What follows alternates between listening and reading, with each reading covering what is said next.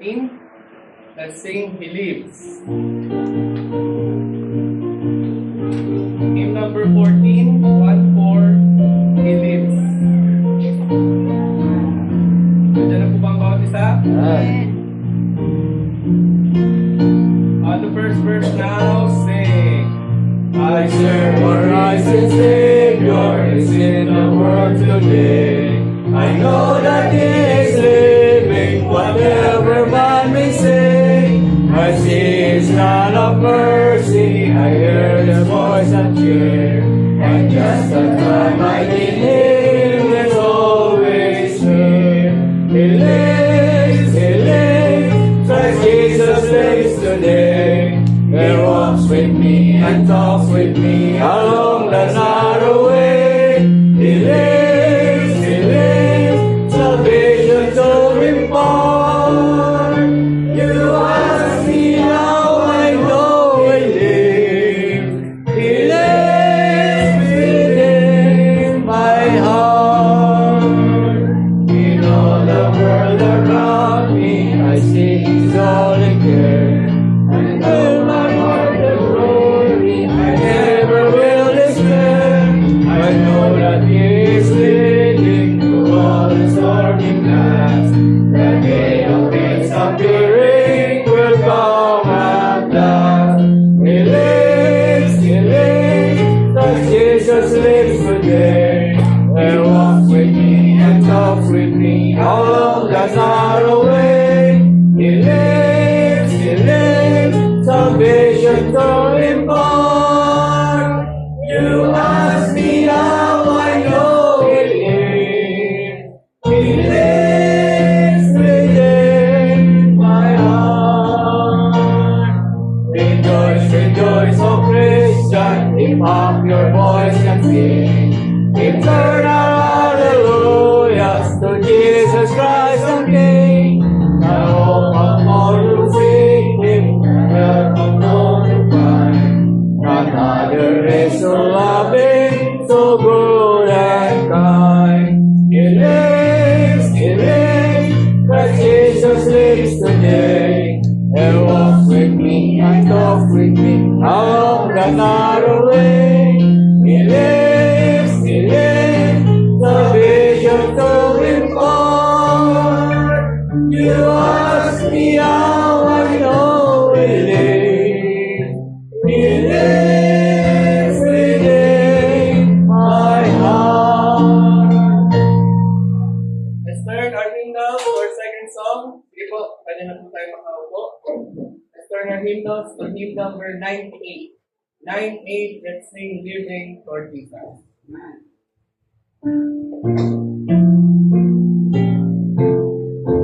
Hymn 98, Living for Jesus, nandiyan na po ba ang bawat isa? Sige po, tayo po natin. Amen po, pag nandiyan na tayo. Ganda po lahat tayo makakakanta po. We give praise and honor to God. Nandiyan na po? Amen. On the first verse now, sing. Living for Jesus, all I've done is true. Striving to please Him in all that I do. Healing allegiance that are fed and free. This is the pathway of blessing for me. For Jesus, Lord and Savior, I give myself today. For thou can die as one man, this is thyself for me. I own no other master, my life shall be like gold.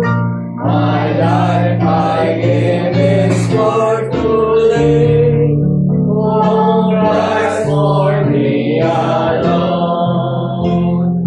Living for Jesus, who died in my place.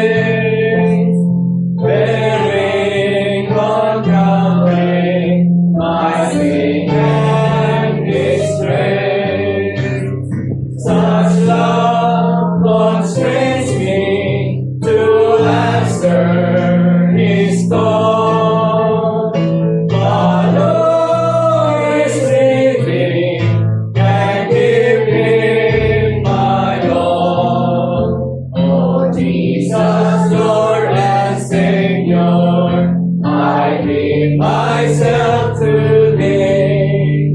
For now in thy atonement, please give thyself for me.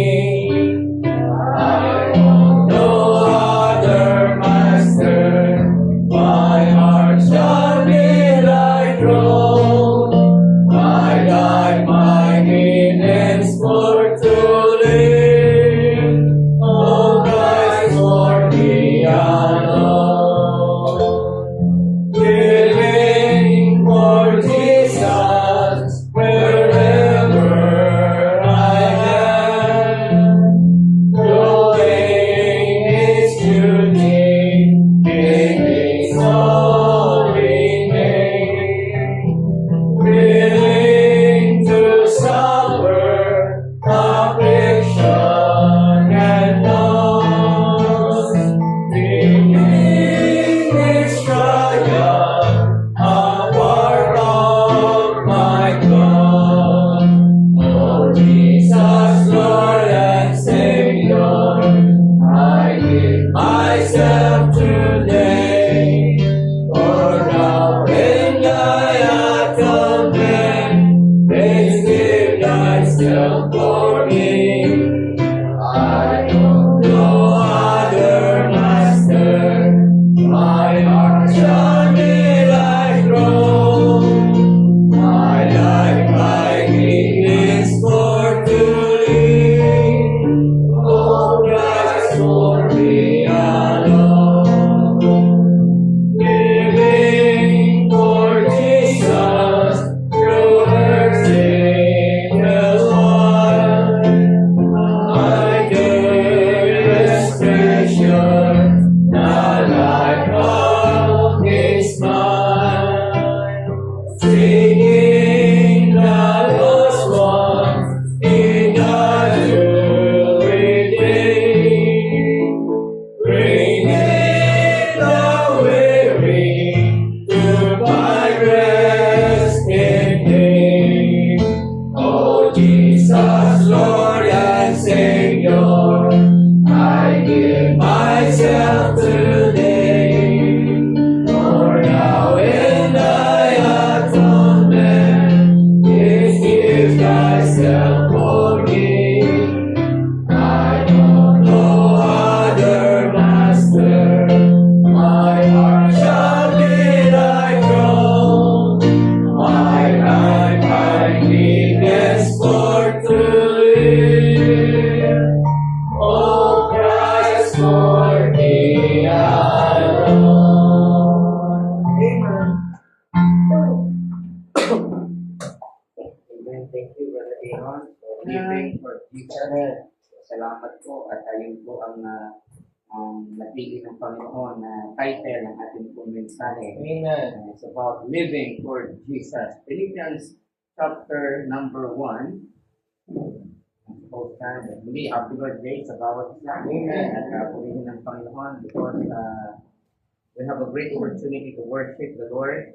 At ito po yung pagkakataon at mapakinggan muli natin ang tinig ang mensahe po ng ating Panginoon. Amen. Verses 20 and 21, tuloy po natin yung dalawang talata. Familiar text kanina, unfamiliar text yung natin po kinuha. But now it is very familiar, especially it is one of the statement of Apostle Paul na talagang hindi pa sa ulo na ito. Yung especially verse 21. Pero kunin natin yung verse 20.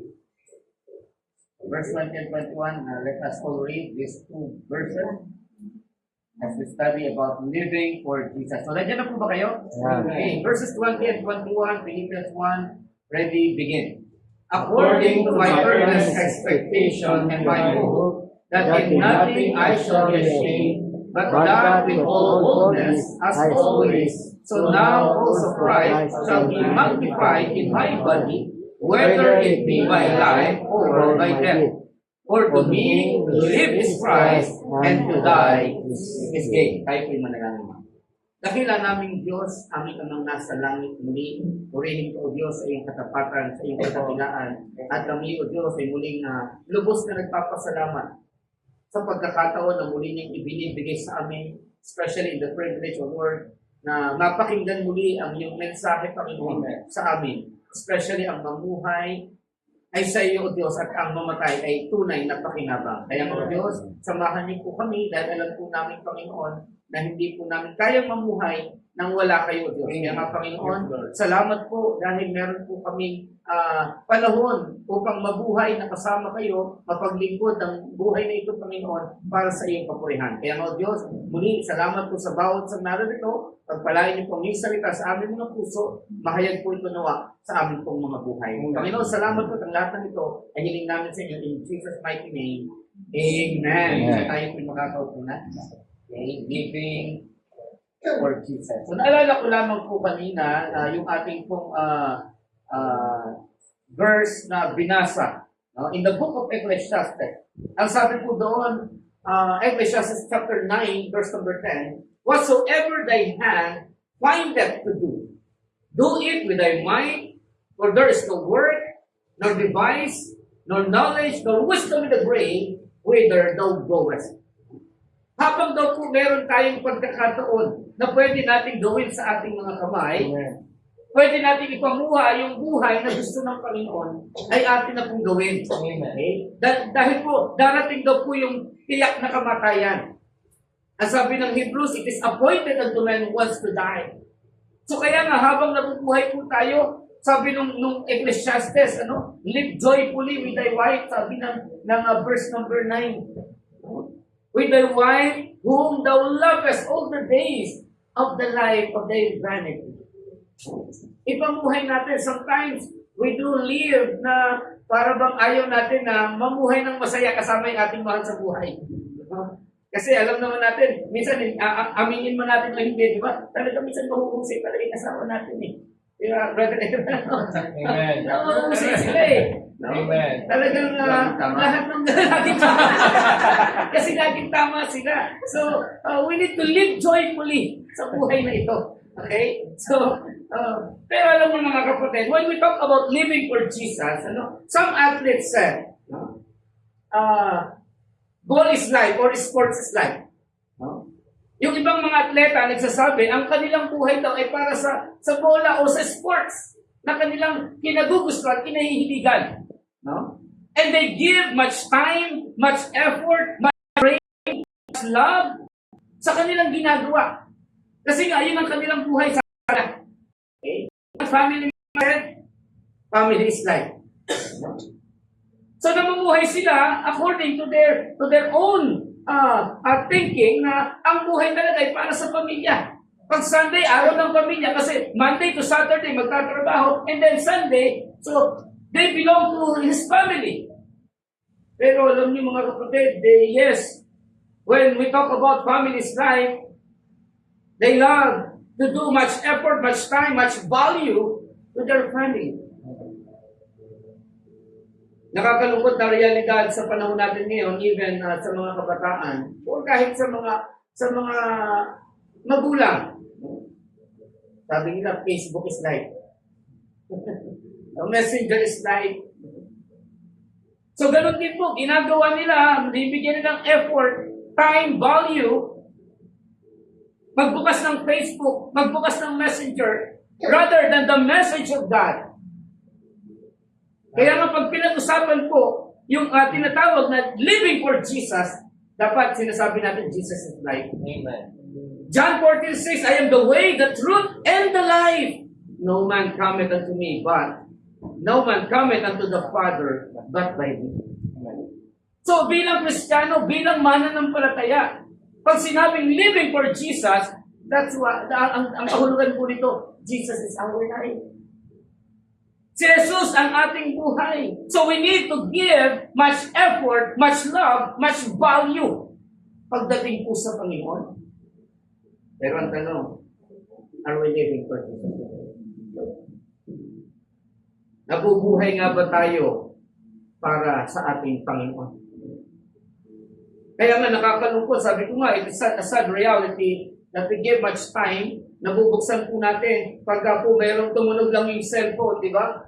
Talagang hindi natin, hindi makalipas yung ilang minuto. Gusto na natin buksan yung messenger. Because there is a message na hinihintay po tayo. Pero dito sa church, minsan, di ba, pinabubuksan yung Bible, di ba? Parang ang bigat-bigat natin buksan. No? Minsan nakabukas yung Bible, nakapikit naman yung mata. Ang hirap naman, no? Bukas pa sa Bible ko, pero nakapikit naman yung mata. So, ganun din. So, kaya nga, naintindihan po natin, if we live for Jesus, makikita natin dito yung pagbibigay ng value. Pagbibigay ng pag-ibig, pagbibigay ng oras para sa mensahe po ng Panginoon. Kaya nga, the question is, are we living for Jesus today? Do we give much time, much value, much effort sa pagtungo sa bahay panambahan? Sa pagsamba sa Panginoon? Pag-prepare sa panalangin? Kumusta po? Kaya nga dito po how Apostle Paul declared, ang sabi po ng ating talata, Philippians chapter number 1, sulat ni Apostol Pablo, and then, again, the book of Philippians is the book of rejoicing. Okay? Bagamat si Apostol Pablo ay nakakulong at naisulat niya po itong mga sulat na ito, ang sabi niya dito, mga kapatid, verse number 20 again, according to my earnest expectation and my hope, that in nothing I shall be ashamed, sabi niya, but that with all boldness as always, so now also, Christ shall be magnified in my body, whether it be by life or by death. Si Kristo yung nahahayag. Alam niyo po yung magnifying glass? Sabi ni Pablo, that Christ shall be magnified in my body. Yun po yung nakikita na mas malaki nahahayag si Apostol Pablo sa kanyang buhay. Ito man ay mabuhay o ito man ay kamatayan. So kaya nga tingnan natin mga kapatid, and let us examine our life, our lives, kung tayo po ay namumuhay nga ba para sa Panginoon. O tayo ba ay nasa mga kasabihan? Ano ba yung mga kasabihan? Ball is life, family is life, Facebook is life. Yes, hindi naman literally na kasalanan kaagad yan. But if we say that, and if we do it, prioritize before God, ito yung nagiging kasalanan. Right. Kaya nga tingnan natin yung 4 na palatandaan of living for Christ. So 4 lang po, mabilis lang po. So mabilis lang ng introduction. So first point I want you to give here in our text. Ang sabi ng Bible again, according to my earnest expectation and my hope. So putulin natin yan. Sabi ni Pablo, ayon saan? To my earnest expectation and my hope. So unang mark or evidence of living for Christ is about yung tinatawag na aspiration for Christ. The aspiration. Yung hinahangad natin, yung hininanais natin, yung ating pong mithiin. At yung pag-asa. Pag sinabi pong expectation or aspiration, no, the word aspiration, it is about hope or ambition of achieving something. No? Ito yung pag-asa na minimithi natin, makakamta natin. No? Lahat tayo, marami tayong mga pangarap sa buhay, tama? Di ba? Meron tayong mga pangarap, meron tayong mga mithiin. So, katulad ni Pablo, ang kanyang mithiin sa kanyang buhay bilang mananampalataya ay si Kristo. Okay? So ngayon sa atin, di ba, meron isang nurse na talagang gusto niyang maging doktor. Meron ba dito yan? Sa Bae, meron po isang kapatid na nagpe-pray. It's either ang kanyang pinagpipilian na gusto ay course na maging piloto o maging doktor. Okay? So pag-pray niyo po si Brother Yuki. Nagpe-pray po siya, talagang sabi ko, praise God, pagka po, yan nagtupad. So talagang a blessing po yan. No? So isipin nyo, ang taas po ng pangarap. So meron tayong mga kanya-kanyang pangarap. Yung isang tao naghahangad na maging doktor. No? One time, nandun siya sa isang mental hospital, nag-OJT. No? Nakausap niya yung isang nurse doon, akala niya talaga nurse. O yun pala, nag-talk ng nurse. O sabi niya, nurse, nasaan na yung mga pasyente dito? Alam niyo, sabi nung babae, no? Ay, Doc, Masama pakiramdam nila, pinauwi ko lang. Kasi di ba, ganun nga yun eh. Mentally, ano yun eh, ill. So, ayun, naging doktor naman siya. So, nakikita natin mga kapatid, merong mga expectation tayo. No? Ambition. So si Pablo, sabi niya, may expectation and my hope. No? Lahat ng tao, ang gusto ng tao, pumunta sa langit, tama? Ganon din naman ang gusto ng Panginoon. Kaya nga sabi ng Bible, walang pag-asa ang tao maliban ng Panginoon sa Kristo. Ang kanyang maging pag-asa. Amen? Our hope is the Lord. In Titus chapter number 1, verse number 2, in hope of eternal life, promised before the world began, that God is not lying. Amen? Kung pag-asa ng buhay na walang hanggan, na ang Diyos ay hindi kailanman magsisinungaling. At pinangako niya yan. Sabi ng Biblia, before the world began. That's why Christ died on the cross of Calvary in order to save mankind. Para maligtas ang tao. Kaya nga, yung expectation ng langit, alam nyo, sabi ni Pablo in Philippians chapter number 4, may mga buhay pa na tao, alam na kung saan tutungo ang kaluluwa nila pagtapos ng kamatayan. Ganon din po sa ating panahon ngayon, di ba? Alam na natin. We have hope because heaven is our home when we die because Christ died for the sinners. Amen? Kaya nga, He is the Savior. In Philippians chapter number 4, look at this, verse number 3. Sabi ni Pablo, and I entreat thee also, nandiyan na po kayo, through your fellow, help those women which labored with me in the gospel, with Clement also, and with other my fellow laborers, whose names are in what? In where? In the book of life. Yung kanilang pangalan na itala na isulat na sa aklat ng buhay. Alam nila kung saan putungo ang kanilang kaluluwa pagkatapos ng kamatayan. In John chapter 14, verse number 1, let not your heart be troubled. You believe in God, believe also in me. In my Father's house are many mansions. Amen. Sa tahanan ng Diyos na langit, maraming tao. Akala nila, biro-biroan lang. One time, merong winippisan yung kapatid, no? Meron din difference sa brother Aaron sa pag-iisip. Sabi ng isang kapatid, kamusta kaibigan? Alam mo ba kung saan tutungo ang kaluluwa pagtapos ng kamatayan? Ang tutunguhan ng kaluluwa ng tao, langit at impyerno. Sabi nung lalaki, ay, kinakanta namin yung dati langit, lupa, impyerno. Matotoo po yan. Kasi may diferensya siya. Pero alam nyo, kahit may diferensya siya, He knows the teaching that there is heaven and there is hell. And the only hope we have is the Lord Jesus Christ. Amen? Amen. Yun yung aspiration. And then yung isa pang aspiration ng tao, yung honor. Karangalan.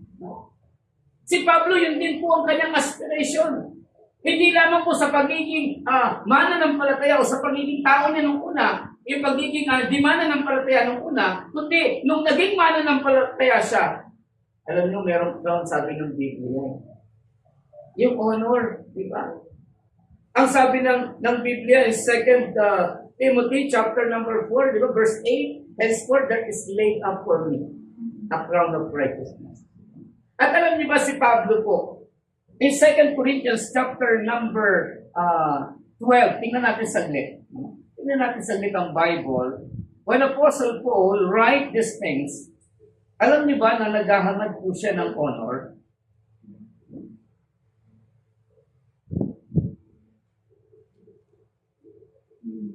Second Corinthians chapter number 12. Okay, look at verse number 9, or 9, sorry. Verse number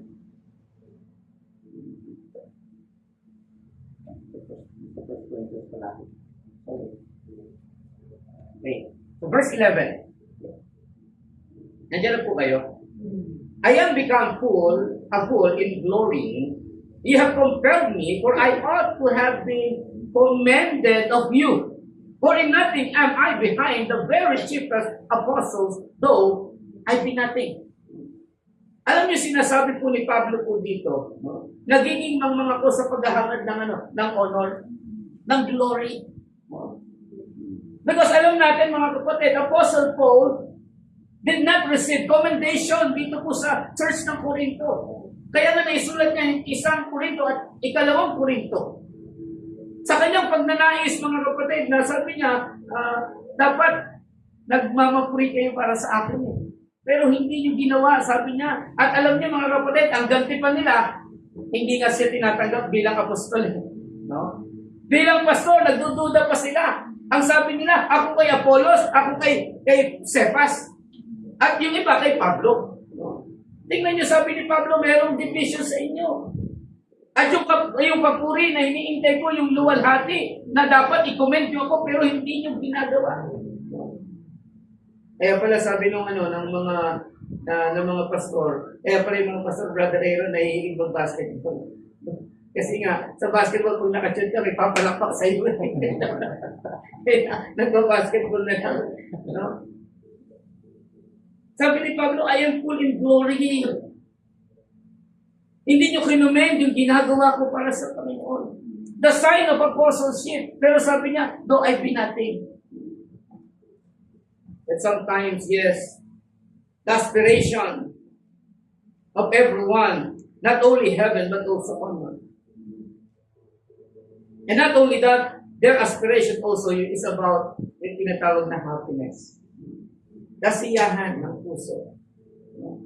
Kaya nga yung book of rejoicing, katulad po ng ating teksto, no? Ano sabi po niya sa Philippians 4 verse number 4? Rejoice in the Lord always and again.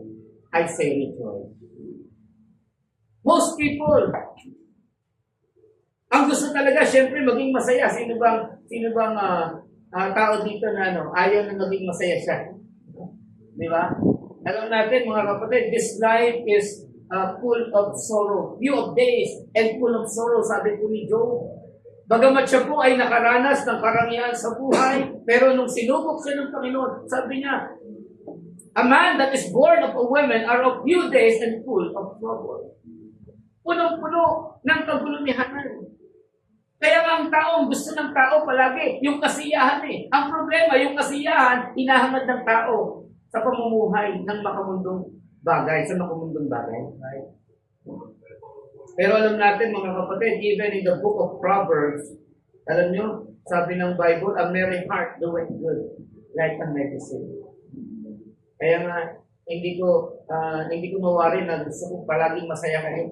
Gusto ko maano kayo na masaya tayo. Kasi bakit sa buhay na ito, palagi na nga tayong malungkot eh. Diba? Palagi may problema, tapos na nung isa, eto na naman. Minsan, dalawa pa yung sumusunod na problema. Kambal pa, diba? Triplet pa minsan. Diba? Minsan nakakalimutan na natin umiti. A merry heart doeth good like a medicine. But the sorrow of the heart, ano sabi ng Bible, drieth the bones. Nakakatuyo ng buto. Tingnan niyo yung mga malulungkuting tao. Diba? Marupok yung buto yan. Sensitive yan ako. Diba? Kaya maganda yung lagi tayo nakaluti.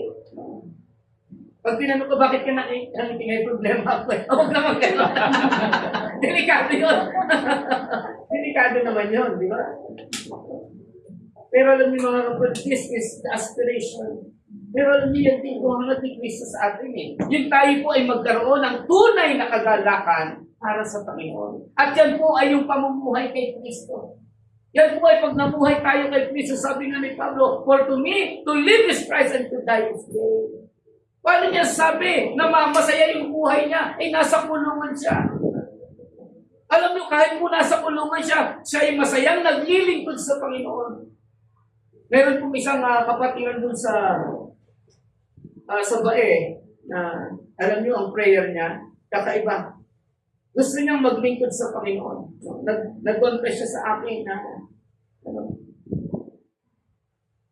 ang kanyang prayer sa Panginoon, alam niyo, prison ministry. Kasi may mga kaluluwa dito, may mga preso. Sabi ko, mabigat na ano yan. Mabigat na design. Pero grabe, kung yun talagang panawagan sa kanya ng Panginoon. Yun po galing sa isang simbahan. Tapos sabi ko, parang kinakalaban mo talaga pastor mo. Kasi yung pastor mo nagtuturo ng mga pulis eh. Tapos ikaw magtuturo ka naman. Sabi ko, parang kinakalaban dito. Pero yung kidding aside, talagang ano eh, yung taong ito is, masasabi natin na nagkaroon kasi ng bitterness po sa sa kanyang pastor dahil siya po illiterate, hindi nakapag-aral ng pero sabi ko nga, hindi, huwag mo tingnan ang sarili, tingnan mo ang Panginoon. Kasi maraming ginamit ang Diyos ay hindi nakapag-aral. But successful in God's name. It is not about us. Ang ministry hindi patungkol sa atin. It is about Christ. Who died for us. So yun po ang isang bagay na. Kaya sabi ko, pag-pray natin maninag yan kasi hindi madali yan. Christian ministry. At saka sabi ko sa kanya, walang preso na aamin na siya nagkasada. Lahat siya napagbintangan. So maging handa ka na dyan. Pero alam niyo mga kapatid, si Pablo, ganun po nangyari kay Pablo. Sa buhay niya, as we look in the life of Apostle Paul, nung hindi pa siya ligtas, namatay sa kanya si Esteban, a man full of faith, pero hindi siya nakulong. Isipin niyo, di ba? Hindi ba kayo nagtaka na nung namatay si Esteban sa kanyang harapan, he was consenting unto his death, pero hindi siya nakulong. Kasi Sanhedrin siya eh. Mataas na katungkulan doon sa religious na pinangahawakan nila, mga relihiyosong Hudyo. Pero ito siya, nung naglingkod kay Kristo, ng totoong paglilingkod, yung buhay niya, iginugol sa kulungan. Pero makikita nyo, yung letter na ito, sa kulungan, full of rejoicing. Ang mabuhay ay kay Kristo, ang mamatay ay kapatiran. Hindi niya inaalintana that one day, hindi lang kulungan, babagsak siya dun sa tinatawag na kamatayan. In the book of Acts, merong instances dyan na si Pablo ay binigyan ng babala ng isang nagngangalang Ananias. Sabi nung isang propeta na yun, sabi nung isang propeta, Pablo, huwag kang pupunta sa Jerusalem kasi ganito ang mangyayari sa iyo. Kumuha ng sinturon, itinali yung kamay, itinali yung paa. You must be bound into Jerusalem. Sabi ni Pablo, anong ginagawa mo? What mean ye to whip and to break my heart? I am ready not only to bound in Jerusalem, but to die for Jesus' sake. Grabe, sabi niya, hindi lang ako handa na igapos, ikulong doon sa Jerusalem, but to die for Jesus' sake. Handa siyang mamatay para kay Kristo. Yan ang buhay na meron si Pablo. At yan dapat yung aspiration ng bawat mananampalataya. Kasi alam niya sa dulo po ng buhay na yan, ng kamatayan, alam niyo, sabi ng Biblia, meron gain. Amen. Eh di ba kaya naman tayo naghahangad ng mga bagay, naghahangad ng mga profession kasi merong gain sa dulo. Di ba? Ito tunay na gain na kahit nasa bilangguan siya, yes, gusto niya pa rin maglingkod sa Panginoon. Amen. The second point. Philippians chapter 1. Kinuha natin earnest expectation and my hope. Sabi ng sumunod na mga talata, that in nothing I shall be ashamed, but that with all boldness. Ayan, ulit muna natin yan. No? With all boldness. No? Sabi natin, the marks of living for Jesus, aspiration of Christ. The second is about yung audacity in Christ. Audacity. Pagka sinabi kong audacity, it means sabi niya, not ashamed and with all boldness. Ibig sabihin, katapangan. That's the word audacity. Katapangan na gawin yung tama, katapangan na maglingkod kay Kristo in spite of prison, in spite of pain, in spite of the persecution. Yung ibang tao matapang, gumawa ng kamalian. Example natin si Judas.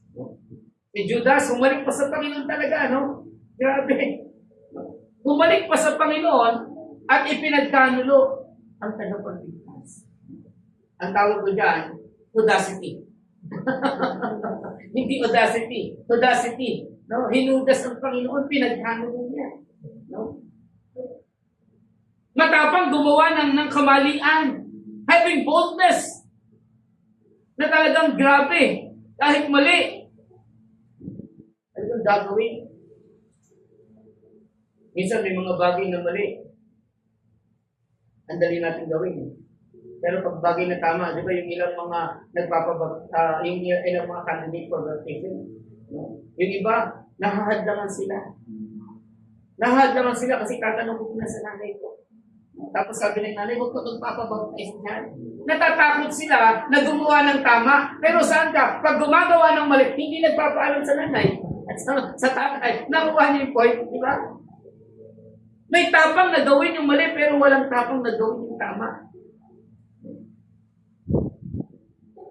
Yan po yung problema sa atin eh.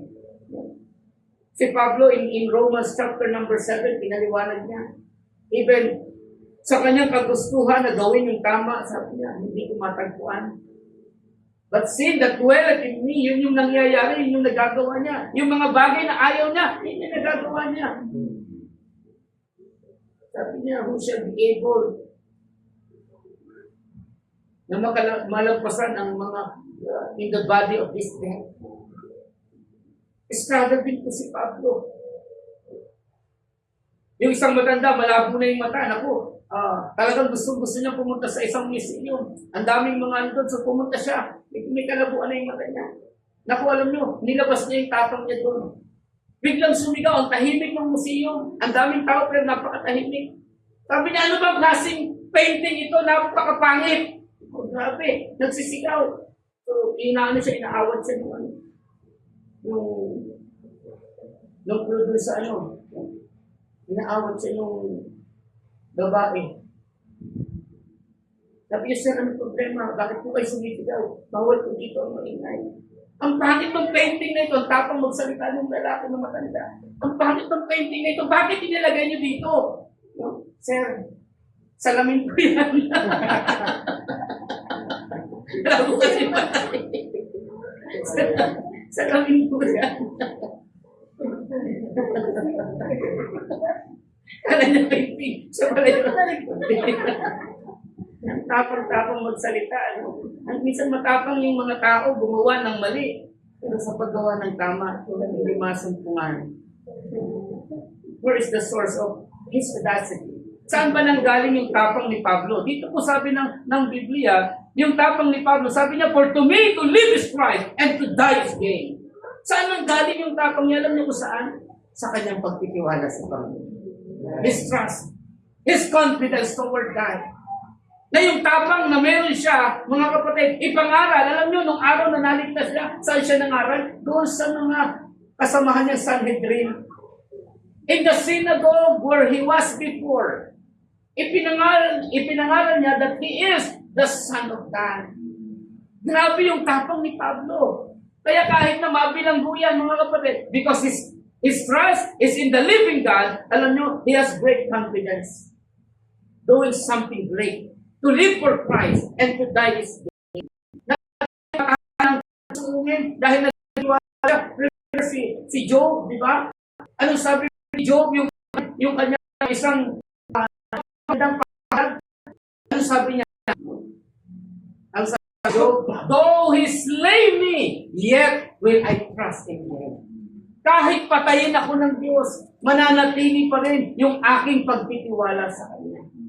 Ganun po yung isang nagtitiwala ng lubos sa Panginoon. At tanong, nagtitiwala pa tayo ng lubos sa Diyos?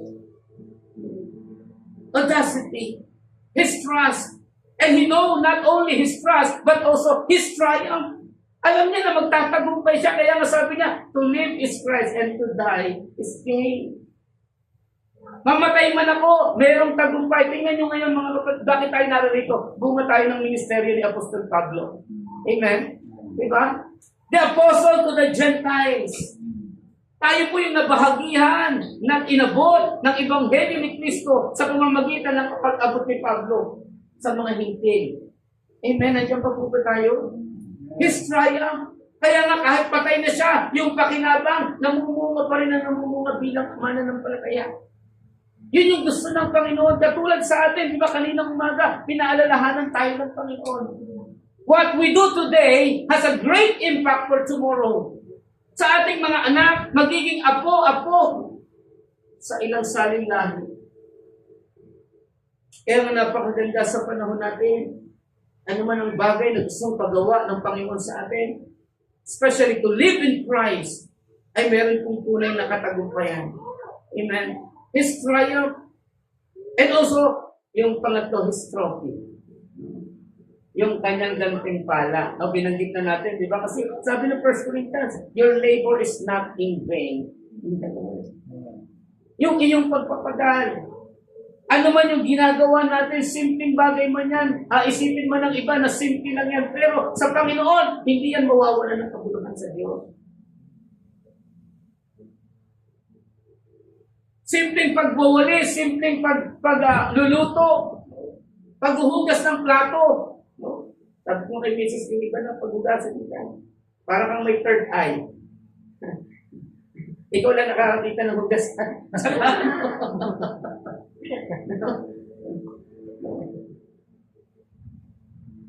Yung mga kapatid, di ba? Yung mga simpleng bagay na ginagawa natin para sa Panginoon, kaya hindi mawawala ng Panginoon. God is not unrighteous to forget your work and labor of love. All our labors ay meron yung tinatawag na gantimpala at trophy. Amen. Kaya hinihintay natin yung buhay na ito. Nasaglit lang, sabi ng Bible, what is your life? For it is even a vapor that appeareth for a little time and then vanisheth away. Napakaisip ng buhay. Kaya sabi ko, di ba, yung iba nasa fourth quarter na. Nasa last quarter na. Ano pang iniintay natin? Let us live for Christ. Para yung pakinabang, kahit wala na tayo dito, yung makikinabang yung mga second, third generation.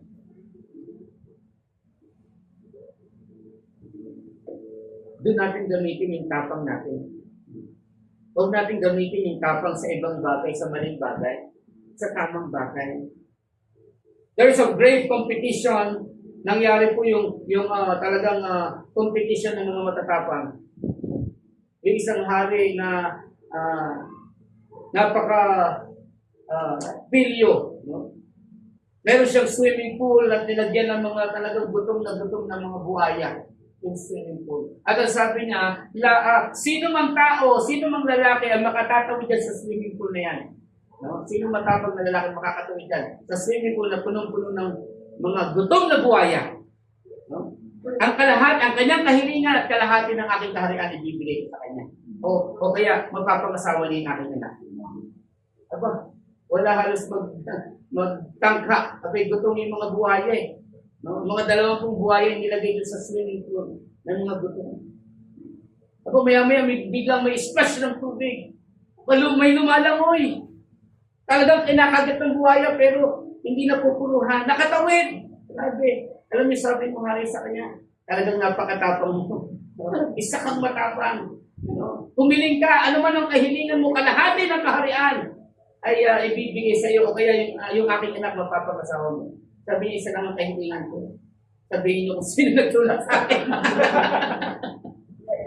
Sino lang? Hindi pa na matapang. Brave competition, audacity. Tapang. Yan ang gusto ng Panginoon. To live in Christ, alam niyo, kailangan po ng katapangan para mamuhay kay Kristo. Kasi maraming kaagawang Diyos. Kailangan ng tapang na sabihin natin, to all Facebook, no to Facebook. Mahirap, no? Mahirap. Mahirap kasi maraming kaawa and si Satanas nahahad na. Kaya ng mga kapatid, kailangan natin ng tapang. Then third point, number 3. But kunin natin ulit yung text ko. Philippians 1, verse number 20 again. Sabi dyan, according to my earnest expectation and my hope, that in nothing I shall be ashamed, but that with all boldness, the audacity. As always, so now also Christ shall be what? Magnified in my body, whether it be by life or by death. So, ang nakita ko po dyan, as the word of God said, magnified in my body, it is about advertisement of Christ. Ang unang nakita natin, ano po yung unang nakita natin dyan? Aspiration for Christ. The second is about audacity in Christ. And then third is about advertisement of Christ. May advertisement that Christ be magnified, nahahayag sa buhay. Sa buhay natin. Minamagnify si Kristo. Pagka nilagay yung magnifying glass, tinutok sa ating pong buhay, no? Ang nahahayag si Kristo, hindi na tayo. Kaya nga, diba, therefore, if any man be in Christ, he is a new creature. All things are passed away. Behold, all things are become new. Yun yung ipinapahayag natin, di ba, pagka-advertise, di ba? Ipinopromote yung bagay man yan, o ano man yan. Pinopromote. Okay? Sa ngayon, di ba, sa ating panahon, hindi na, wala na sa television ang promotion palagi. Nasa Facebook, na social media na. Di ba? Kaya minsan makikita nyo, may advertise, may ads ka na. Kaya pagka, minsan, lalo na pagka yung trending, di ba, yung mga nagka-trending na story, doon, ang daming advertise. Kasi, pinapanood ng tao eh. Ina-advertise, ibig sabihin. Nakuha niyo po? No? Kaya pag may trending, yung isang trending, di ba, nasa aeroplano nag-propose. Di ba? Nag-propose doon sa kanyang mapapangasawa na babae. Ang ganda ng naka-live. No? Sabi ng babae, yes, nakakasalan kita. Sabi ng lalaki, okay, saan mo gusto magpakasal? Sa pare o sa mayor? Siyempre sa'yo, sabi ng babae. May nakapagpipili mo. Trending. Tinatanong ko sa magpapakasal sa pare o sa mayor. Siyempre sa kanya daw. So, tingnan niyo po yung advertisement. Okay? Yung pagpapahayag sa maraming tao patungkol po kay Kristo. Yan ba yung pinapahayag ng buhay po natin ngayon? So, makikita natin sa buhay po ni Pablo, yung kanyang pagpapahayag ay ipinakita niya hindi lamang po sa bahagi ng kanyang buhay, kundi nung siya'y naligtas, nung araw na siya'y naligtas, hanggang katapusan. Kaya nga sabi niya, di ba, in 2 Timothy 4, verse 7, I have fought a good fight, I have finished my course, I have kept the faith. Nung araw na siya'y maligtas hanggang sa katapusan ng kanyang buhay. Dahil alam niya, mga kapatid, yung advertisement matatapos din eh. Pero ang maganda, makita niya, hindi lamang makita niya, makita din po natin. Letter A is about the opportunity. His opportunity to magnify Christ in His body. Magnifying Christ in our body is opportunity. Sabi nga ni Pablo in Galatians chapter number 6, verse number 10, as we have therefore opportunity, let us do good unto all men, especially unto them who are of the household of faith. Hindi sa lahat ng pagkakataon, meron tayong opportunity. Kaya nga, di ba yung Ecclesiastes chapter 9, inulit ko po kanina, whatsoever thy hand findeth to do. Ano mang bagay pwedeng gawin ng ating mga kamay? This is opportunity. Gawin natin. Kasi ang sabi ng Biblia, for there is no work, nor device, nor wisdom, nor knowledge in the grave, whither thou goest. Patungo tayo lahat sa Biblia.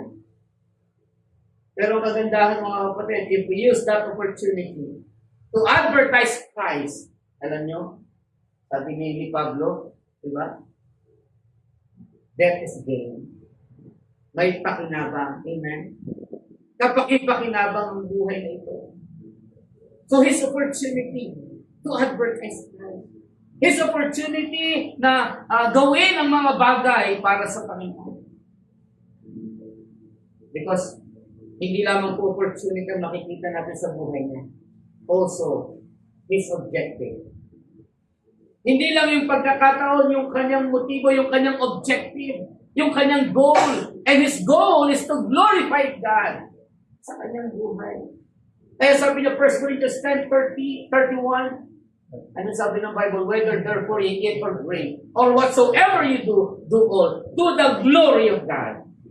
Hindi sa kaluwalhatian ng sino man, kundi sa kaluwalhatian ng Panginoon. Yan ang kanyang mentality, yan ang kanyang ina-advertise. He is not advertising himself. He is advertising Christ to be magnified in His body. Kaya masabi ni Pablo 2 Corinthians chapter number 4, verse number 10, always bearing in the body the dying of the Lord Jesus Christ, that the life also of Jesus might be made manifest in our body. Nahahayag si Kristo because His objective is to glorify God. Kaya nga, whether it be accomplished by living or dying, alam nyo, it is immaterial. Ang mabuhay at mamatay, no, hindi pinag-uusapan. Kasi alam niyo mga kapatid, yung kanyang objective. Pagka nabuhay siya, glorifying God. Mamatay siya, glorifying God. Kaya nga di ba maiintindihan natin, alam niyo yung sinabi ng Book of Psalm? Precious, Psalm 116, verse 15, di ba? Precious in the sight of the Lord is the death of His saints. By the way, ang tatay ko ng Brother Edmar, di ba, na mayapa, nung kailan lang, di ba? Naglingkod din po sa Panginoon. Sabi nga nung post niya, kasama nila yung ating pastor nito. Di ba? So, ganun talaga may kamatayan eh. Pero may pakinabang sa kamatayan. And if our objective is glorifying God, alam niyo sabi ng Psalm, precious in the sight of God. In the sight of the Lord. Sa mata natin, di ba, nakakalungkot, may sorrow, walang kasiyahan pagka namatayan. Pero sabi ng Bible, in the sight of God, it is very precious. Bakit very precious? Yung pagkakinabangan, mga kapatid, hindi natin nakikita dahil. Diba kaya nga sabi nga nung isang pastor na napakalawak ng naisipan about death. No? Kasi alam naman natin, we all know, pagka pumana ng palataya, heaven is our home, di ba? Sabi nga ng expectation ni Pablo kanina, di ba? Alam niyo, masasabi lang natin doon, mga kapatid, dito, ayaw pa natin eh. Pero pagdating daw doon, alam niyo, sasabihin daw po natin doon, bakit ngayon lang? Bakit ngayon lang? Kasi bakit doon po talaga, tunay po yung rest in peace. Totoo, wala nang karamdaman, walang kasakitan. Wala nang problema. Kasi nasa piling na tayo ng Panginoon. Kaya masasabi daw po ng isang mananampalataya na naligtas at namatay. Sasabihin niya, bakit ngayon lang? At makikita niya ng mga kapatid yung kanyang tagapagligtas. Nakikita din po natin. Pero siyempre, habang nandito pa tayo, ayaw pa natin. Pero pagdating daw po doon, masasabi natin, bakit ngayon lang? Akala natin dito po ay masarap ang buhay. Masarap ang mamuhay kahit may problema kasi nandiyan naman si Kristo. Pero mas kapanigo po mga kapatid, kung tayo po ay nasa presensya ng Panginoon. Ay sabi ng Panginoon, precious in the sight of the Lord is the death of His saints. Kahit na nga po sabi ng Bible in the book of Revelation sa tribulation period, alam niyo sabi ng Revelation 14:13. Ganda po nung nakita kong talata. Revelations 14, verse number 13.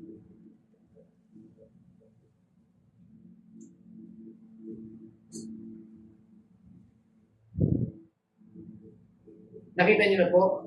Ang sabi ng Bible, and I heard a voice from heaven saying unto me, write, blessed are the dead which die in the Lord from henceforth. Yes, saith the Spirit, that they may rest from their labor and their works do follow them. Blessed are the dead which die in the Lord from henceforth. Isipin niyo po na. Kung ating titingnan, tatanawin, o sisain, paano naging pagpapala yung kamatayan? Di ba? Mahirap. Pero alam niyo sabi ng Biblia, blessed are the dead. which die in the Lord.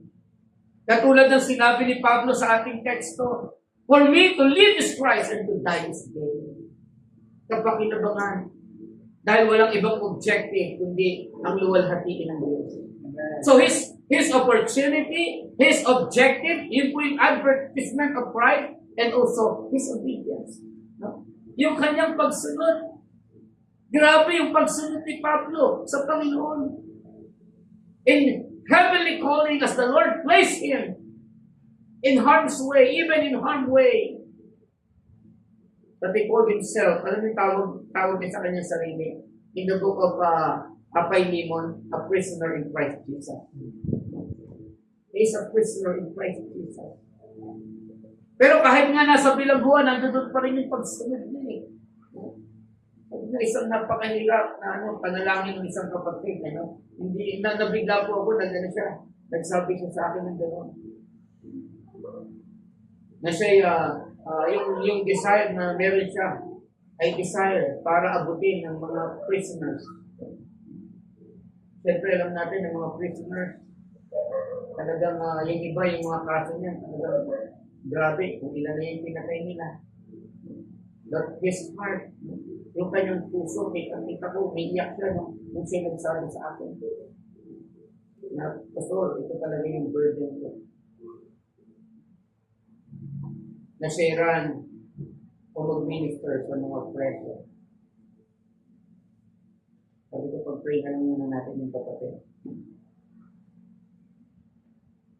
So kaya nga nandito po yung kanyang obedience, even in prison, sabi natin, even in pain, even in persecution. His opportunity, his objective, and even his obedience. Advertise Christ in his life. Magnify in his body the Lord Jesus Christ. And then last but not the least, ang sabi po ng ating teksto, Philippians 1, verse number 21, for to me to live is Christ, and to die is gain. To die is gain. Ang isang puntos na nakita ko po dyan is about assurance in Christ. Amen. Nakita natin ang yung una, aspiration for Christ. Then second is about the audacity in Christ. The advertisement of Christ from the law. And then last but not the least, assurance in Christ. May pakinabang. Kanina mga kapatid, precious in the sight of the Lord. Dahil alam natin mga kapatid na kahit kamatayan, kaya nga si Pablo in Acts chapter number 19 or 20, Acts chapter 20, verse 19. Alam niyo sabi niya, serving the Lord with all humility of mind and with many tears and temptations which befell me by the lying in wait of the Jews. And how I kept back nothing that was profitable unto thee. Pero sabi niya doon mga kapatid, yung kanyang from house to house testifying both to the Jews and to the Greeks, repentance toward God and faith toward our Lord Jesus Christ. At ang tanging alam niyo mga kapatid, that bonds and afflictions abide me. Pero sabi niya sa 24, but none of these things do. Neither count I my life dear unto myself, so that I might finish my course with joy and the ministry which I have received of the Lord Jesus to testify the gospel of the grace of God. Wala siyang ibang ninais kundi ipangaral ang Ebanghelyo ni Kristo. Dahil alam niya sa dulo nito kahit kamatayan, anong sabi niya? Merong pakinabang.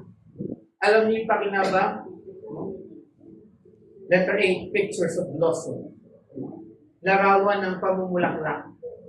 Pagka yung mangga namumulaklak, indication na magkakaroon na siya ng bunga. Tama po ba? Napansin niyo po ba? Na pagka yung mga mangga, marami ng bulaklak, indication niya na magkakaroon ng maraming bunga. Sa atin po bilang tao, pagka po tayo po ay namumulaklak, ibig sabihin maraming accomplishments. Hello, nandiyan pa po ba kayo? Accomplishments bilang mananampalataya po pinag-uusapan po. Kaya sabi nga ni Pablo, sabi niya doon sa Acts 20:24, yung mga sumunod na talata, I am free from the blood of all men. Kasi bakit? Sa lahat ng bagay, sa lahat ng pagkakataon sa kanyang buhay, wala siyang pinalagpas na kaluluwa na hindi nasabihan na kailangan nila si Kristo. Ganun po katindi yung kanyang pangingaral ng salita ng Diyos. To die is gain. Living for Jesus is the pictures of blossom, larawan ng pamumulaklak, great accomplishment done in Christ. Ang tanong, meron na ba tayong accomplished kay Kristo ngayon? Ilang kaluluwa na ba ang nadala natin sa Panginoon? Think about it. Ilang kaluluwa na ang napausap natin, tapos maya-maya kinabukasan, kung pagkalipas ng isang linggo, isang buwan, wala na, namatay na. And sometimes, we met people na minsan lang talaga at hindi na mauulit. Pero ang tanong, nabahagihan po ba natin sila ng salita ng Panginoon? Na siyang magbibigay ng bulaklak sa ating mga buhay hanggang kamatayan. Kaya nga, di ba sabi natin, katulad ni Apostol Pablo, namumunga pa hanggang ngayon. Namumulaklak sa bunga. Parang kumbaga sa panahon natin ngayon, di ba nauso yung, yung networking, di ba? Yung isa lang, pero yung downline niya ang dami, di ba? Pero bandang huli, networking na pala. Nadaya ka na, networking na. No? Pero kay Kristo, pagka yung isang, remember the ripples principle sa ating discipleship, one stone to be cast into the water, and then it creates ripples, many ripples. No? Parang namumulaklak. Ganun din po dapat tayo kay Kristo. Assurance in Christ, it pictures of blossom. Na assurance natin, mamatay man tayo, pero naglingkod tayo kay Kristo, meron pa kinabang. Amen? Amen. To die is gain. It is not only pictures of blossom, ito po yung tinatawag na portion of beauty. Bahagi.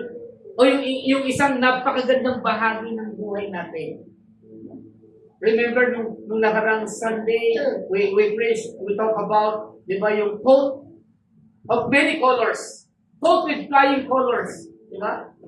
Ibig sabihin ng coat, naging makulay yung buhay ni Joseph because of that coat na ibinigay sa kanya.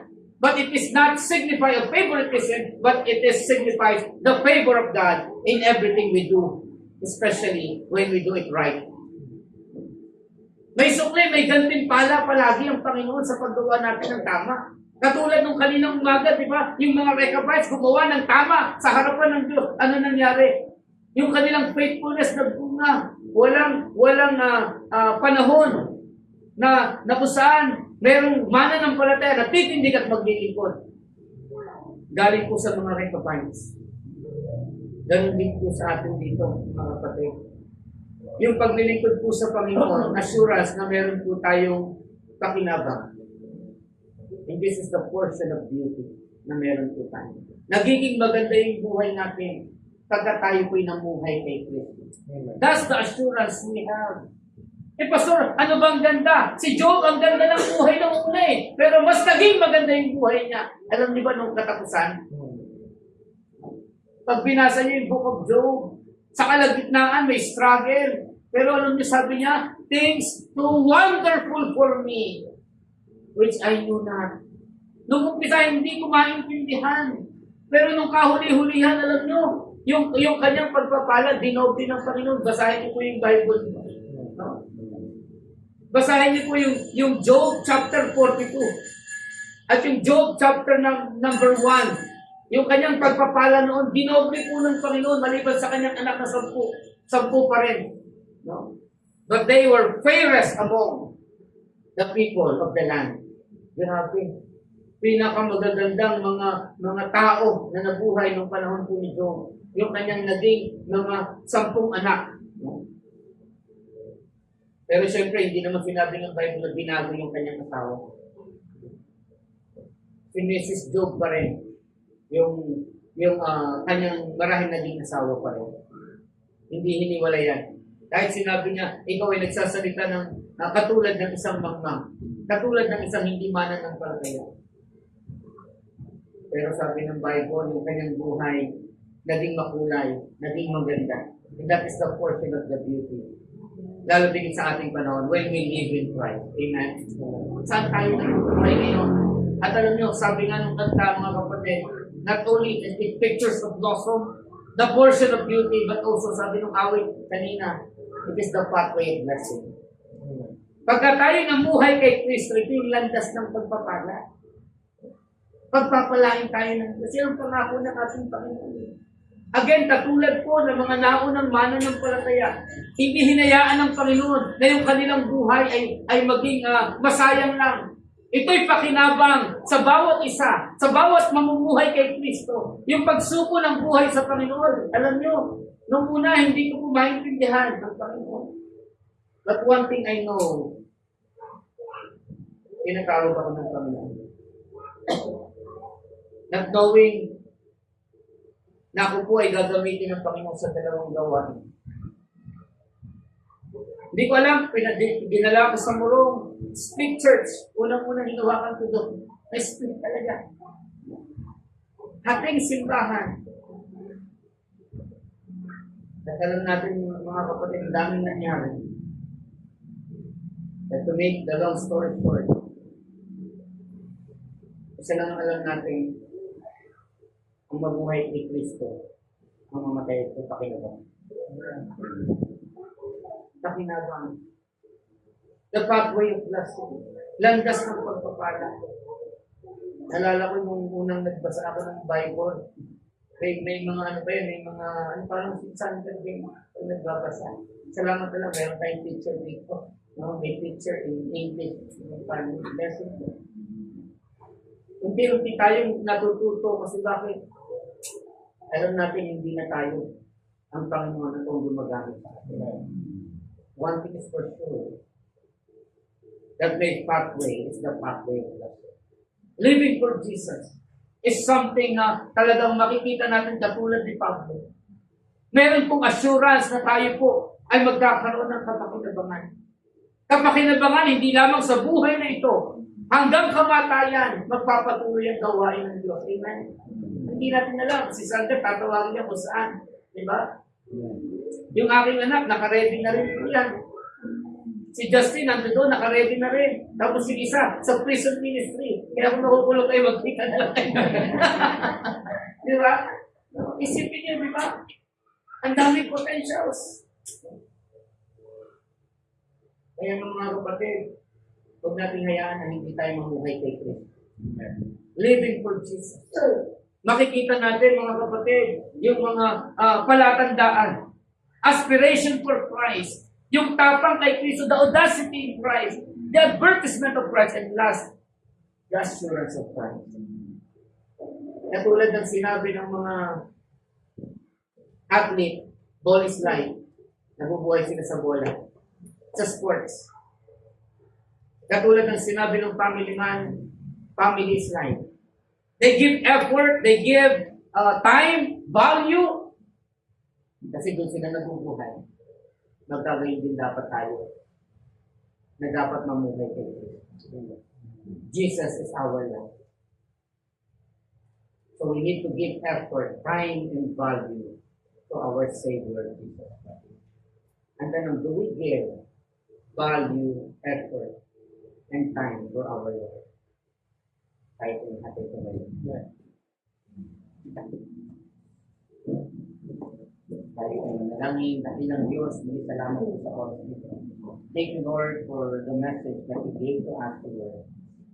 The message that came from you through Apostle Paul. Thank you for his life, O Lord. His dedication, his ministry. At kami po, Panginoon, ay mga bunga ng gawain, Panginoon. Bagamat patay na si Pablo, ilang daang taon na nakalilipas, ilang libong taon na. Pero salamat, Panginoon. Hanggang ngayon, namumulaklak at nagbubunga po ang kanyang pananampalataya. And make us, Lord, to live for Jesus. To live for you, O God. Upang ang aming mga buhay na ito, Panginoon, na hanggang kamatayan ay magiging kapakita-kinabang nito. Thank you, Lord, for all the things that we hear. I pray, Lord, na hindi lamang po ito manatili sa aming tenga, Panginoon. Bagkos, Panginoon, ito po'y ma-apply po namin sa aming po mga buhay. Magkaroon kami ng aspiration na gawin ang bagay na nais mo. Magkaroon kami ng tapang na sundin ang nais mo, Panginoon. Magkaroon kami ng assurance And the advertisement, Panginoon, na wala kaming ihahayag maliban sa iyo, O Diyos. Salamat po sa lahat-lahat, especially in the presence of the Holy Spirit.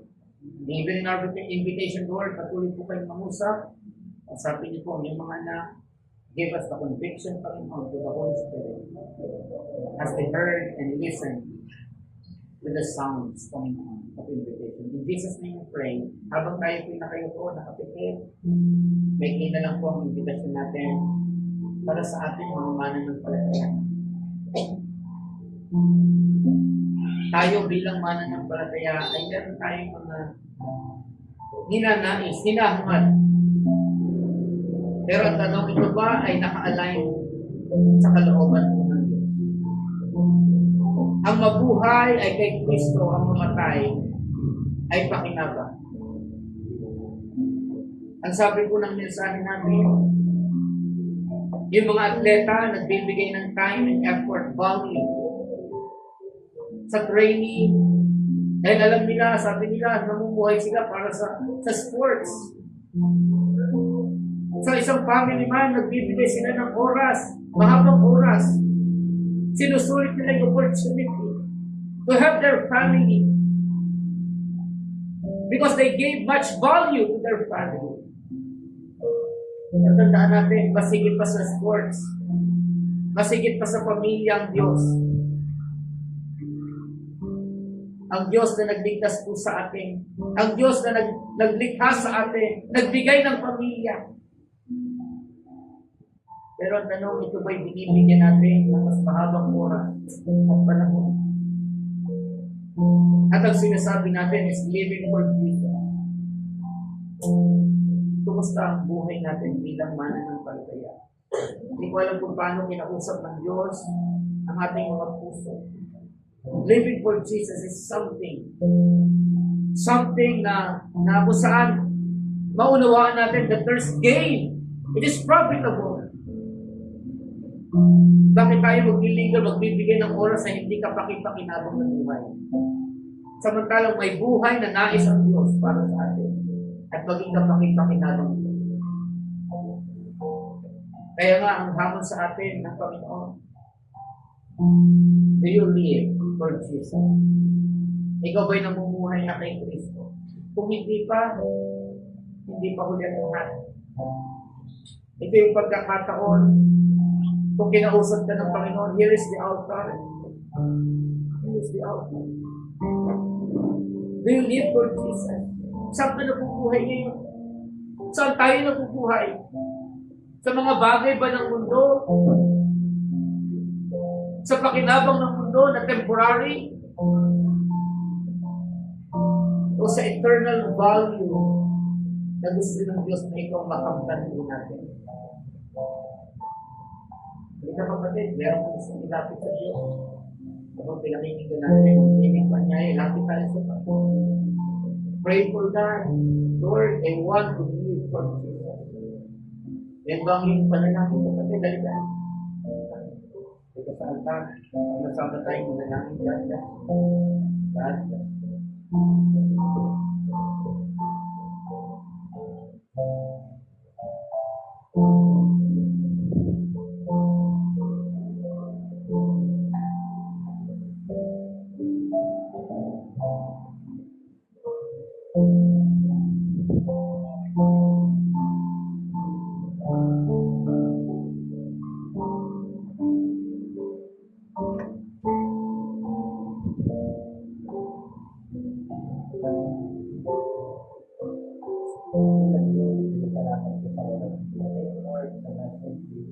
Thank you, Lord, for the Holy Spirit na tunay po.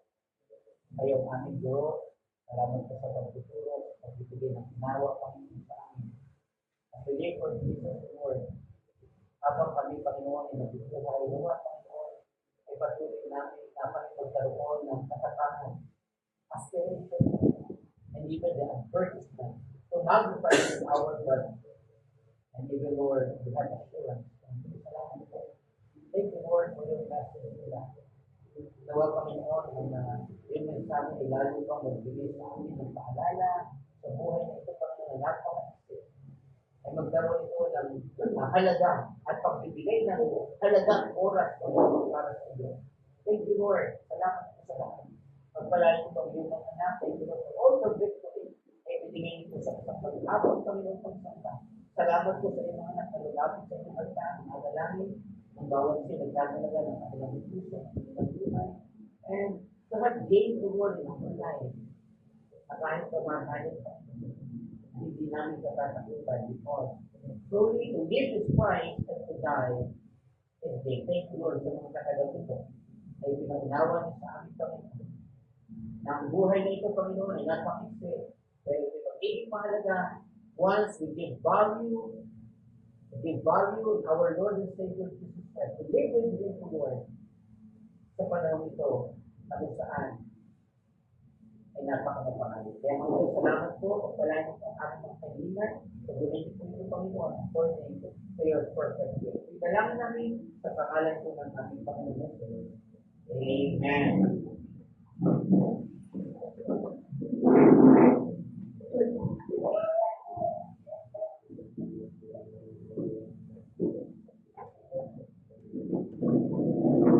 Amen. Maraming salamat muli, Pastor. Dahil tayo, kahit ako na muli sa ating pagbibigay, na pagbibigay po ito ay para lamang po sa miyembro ng simbahan. Sila naman po ang hindi nalalagay ng bigay.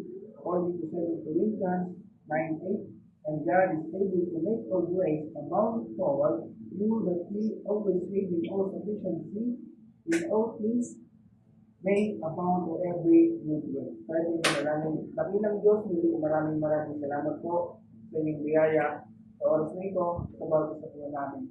Lord, thank you po sa inyong pagkabay at pagpaunawa, Panginoon, ng inyong mga salita sa siyang anak niyo na nakikinig ng Panginoon. Lord, maraming salamat po sa buhay, sa inyo nga, kasi pong ibinibigay niyo sa amin. Lord, alam po namin na ang aming buhay ay meron po kayong focus sa bawat isa, Panginoon. Lord, kayo po yung patuloy na magbigay ng koreksyon at mas maliwanag na tutulog po kami sa amin, Panginoon. Lord, kayo po siyang bumabay sa amin at mag-ingat, Panginoon. Hindi maraming salamat po at panayaan sa ambulangan sa maraming panapanin sa Panginoon. Amen. Okay po, manatili tayo nakatayo. Pero baguhin ko natin konti. Skip na ng Bible ko sa natin. Let's turn our Bibles to Psalms 19. Psalms 19 verses 7 to 10. Alam po natin lahat ito, di ba? Ako lang po ba kaya? Alam po natin ito? Psalms 19 verses 7 to 10. Ang verses po niyan, 7, 8, 9. And then ang chorus po yung verse 10. Okay? Okay po, sa mga nakakaalam, nakasam po natin. Kung naman po sa hindi, sunod pa rin po tayo. Sige po, Psalms 19 verse 7. Ready, sing. The Lord is perfect, concerning His soul. The testimony of the Lord is sure, making wise the simple. Verse 10. For to me these are harder than gold, and a much fine gold, with pearls and honey, and the honeycomb. Verse 8. The statutes of the Lord